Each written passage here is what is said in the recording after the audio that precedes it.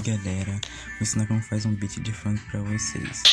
Vocês botam em kit, botam no primeiro, depois pula 2 espaços no segundo, depois pula mais 2 espaços no segundo, depois 5 espaços no quinto.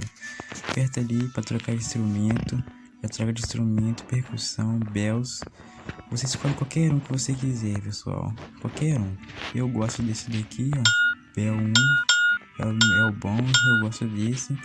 Então você se aperta naquele quadradinho, espera e volta, apertando X, aí deixa tocar. Se vocês viram que vocês gostaram, vocês colocam, pessoal. Se vocês não viram que não gostaram, deixa, você vai lá e troca. Aí você vem aqui em Super Practice para botar o grave. Eu gosto daqui, Excitation Inspiração. Eu gosto do primeiro, é muito bom o primeiro, eu recomendo para vocês o primeiro. Aí vocês deixam na altura que vocês quiserem, ao tom onde vocês quiserem. Está pronto, pessoal, seu beat de funk. Espero que vocês tenham gostado, deixa o like aí.